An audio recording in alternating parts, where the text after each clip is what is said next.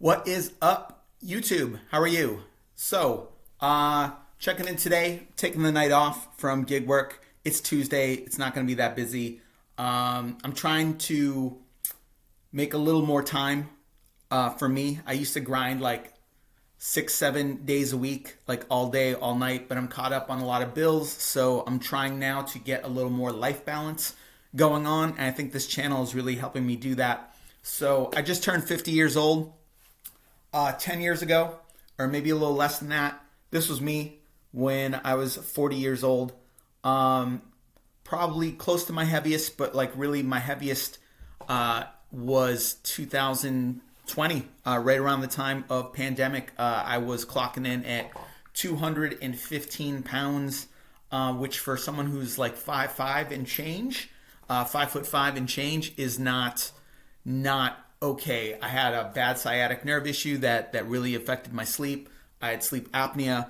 I had high blood pressure, and overall like bouts of depression. I was just not doing good. Didn't feel good. Never always thought of myself as a pretty energetic guy, even though I was overweight. But I was really starting to feel the literal weight of my lifestyle for all those years. And my lifestyle was working too much, commuting too much, eating fast food in the car instead of preparing my own meals, alcohol, you name it, not enough exercise, bad sleep, periods of like 3-4 hours sleep, sometimes less than that, balanced with after a big project is over, crashing for weeks on end and sleeping 10-12 hours. Either way, was not living a very healthy lifestyle, and it was really showing, which, as you get older, those habits are just going to like compound to the point that you're not going to be doing well. So what changed? Global pandemic really was a wake-up call. Not so much a wake-up call, because actually the first couple months I was definitely so stressed about that I just kind of drank and ate myself into, to sleep every night because I didn't know what else to do. But finally, maybe about 2 months into the lockdown, I just decided to go for a walk because I really was getting a little stir crazy and I needed to go somewhere. I'm sure there's a story that a lot of people could relate to, but I needed to take a walk, and I listened to some great music on the headphones and found the local park in my city and just started making that a daily routine. That was my way to get out the house, see people, mask like I was making makeshift masks with t-shirts and just walking around looking like a stuffed Care Bear or some Disney character in a mask. It just felt very strange, but I listened to my music, and that really started to get me through. And one thing led to another. Before I knew it, I started feeling good. I started sleeping a little bit better. I started to think a lot and talk to myself while I was going on these walks. And I realized that these were things that I'd been missing from my life for a long time. And I realized that I think low-key I've been almost secretly wishing, even to myself, subconsciously wishing that I would have some sort of, I almost had like a fantasy that I would get thrown into, prison, not like in prison pop, all that television stuff or real life, tumult, but I was just dreaming of like not having a choice and just having to like sit in a room and like read books and do push-ups, and that's all I could do. And so all of a sudden the pandemic kind of became that for me, or that's how I took it. And I just on these walks started making decisions that I was going to eat better, and maybe I would stop smoking, or I would cut down on drinking, or I would start changing my life. And it really just became, it was one of those situations in life where I had the time. Unfortunately, I had enough resources, the unemployment insurance, in order to like start taking care of myself as a priority.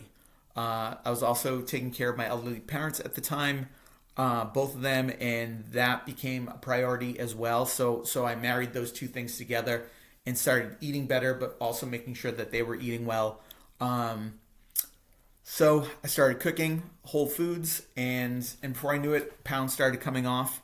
A few months into that, I started adding weightlifting to that.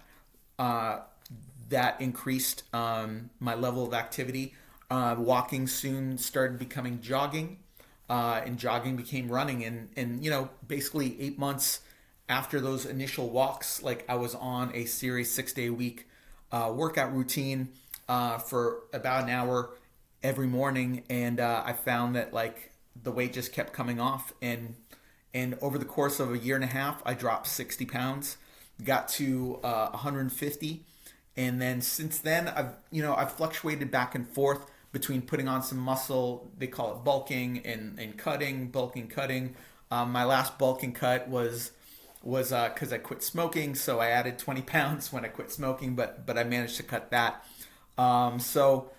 Here's just a couple tips that really helped me along the way of changing my life. Number one, you like my graphics? You like my super? I'm not doing any video editing until I got some subscribers or some So if you want to see me get edity, you want me to edit it, subscribe, share. So you gotta start small. Start small. Like I know it's January, early January, and people are like New Year's resolution style. I'm gonna join the gym. I'm gonna hit it hard. I'm gonna be like punching bags and doing Rocky workouts and stuff like that.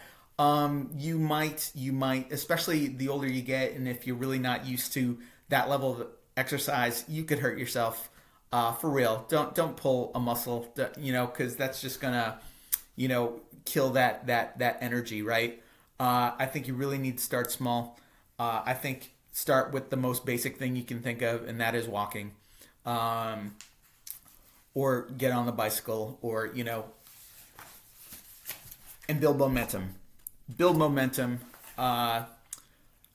You really, I think, are going to be helped out by just being consistent and like really taking stock and being honest with yourself in your life. Like, what kind of job do you have? What kind of family commitments do you have? What other community activities are you part of? How much time do you actually have? Or what can you trade or give up in order to like replace with something else? But something that's got to be consistent. So if that's a 10-minute walk after lunch every day, then start with that and just make that like a daily routine, a daily habit. And it's gonna start like building some momentum to get you to a place where you might want to track,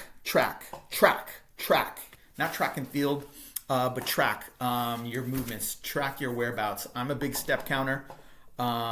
Even before I had this happy little smartwatch, there are a lot of free apps you can put on your cell phone. They're going to track your steps. Right now, today I'm at 6,300 steps.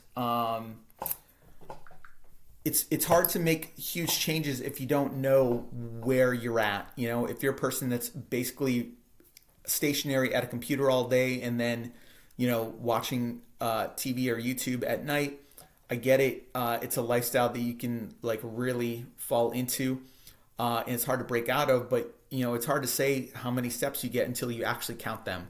And I know a lot of folks say 10,000 steps is like the gold standard for being healthy. Maybe that's not it for you. I've had periods where I've gotten 20,000 steps, and there are times where I've had significantly less. But it's easier to make changes if you know where your base level's at, or where. So track for a week or two, just see where you're at, and the cognition, like the recognition that you are where you're at or what your average is. Then I think you can make a plan to like add onto that. So same goes with diet. Tracking your diet is, they say, all the young YouTubers, like the fit tubers, all swear by this, and I found to be true. Again, like you can change what you're tracking.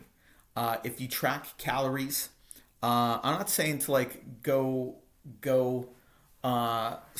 crazy and count to weighing your shredded cheese that you put on a salad. Like you don't need to go there, but like there are wonderful tracking apps like MyFitnessPal where you plug in basically what you're eating in a day as you're doing it. It takes a few seconds to like jump on and let them know, and they'll calculate it for you.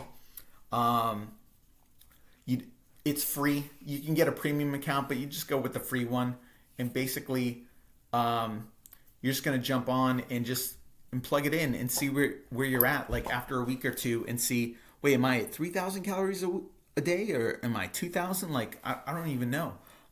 It's hard to make significant changes until you know. And from there's a lot of calculators, where you can plug all that stuff in, that science stuff. I'll leave that for another day.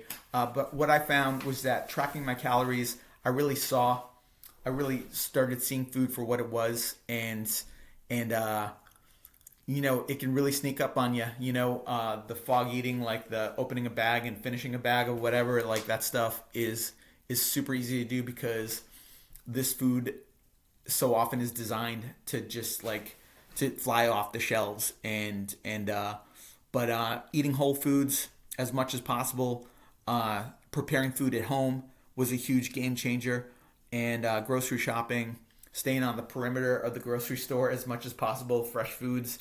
You don't have to eat just like, tofu and broccoli for every single meal in order to lose weight. You can make a few simple changes, and I think that's really going to get you to where you want to go. Speaking of, workouts should be fun. I've made a few sustainable attempts at losing weight throughout my life, and they always involve the gym, and they always involve the elliptical machine for like 40 minutes on fat burn. And I would hate it to the point that I just, after a few weeks or after a month or two, I didn't see the results that I wanted, and I just would, quit. Because that kind of activity just wasn't sustainable for me. I just didn't enjoy the activity, and I didn't see any results after a while. So I just kind of I just ghosted it. So I think activity is just that, it should be fun, whether you like ice skating, or you like basketball, or you like lacrosse, or what have you. You enjoy swimming, get to the pool.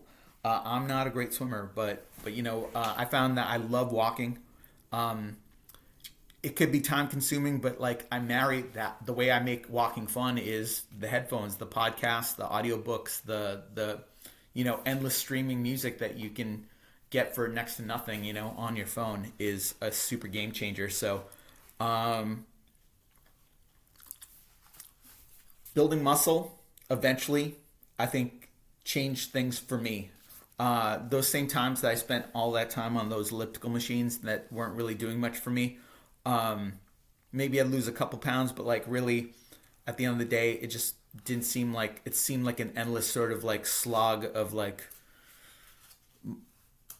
mind-numbing, repetitive, stuff that I couldn't wait for it to be over. But building muscle was something I never treated seriously. Like at the same gyms, I would do elliptical for 40 minutes, and then maybe I would take a pass through the Nautilus machines and do like one set on all of them, and just wasn't getting much muscle definition. It just wasn't really happening. It wasn't until I started watching some YouTube videos. I mean, the information existed 20 years ago, if I'd gotten a book or a muscle building magazine, or I looked at muscle building as like, well, I don't want to be Arnold Schwarzenegger, like, at Gold's Gym, like puffed up. I didn't like that aesthetic. I wasn't trying to be a bulky person. I already was a bulky person with my weight, so I just didn't want to be, I wanted to be thin, I wanted to be lean.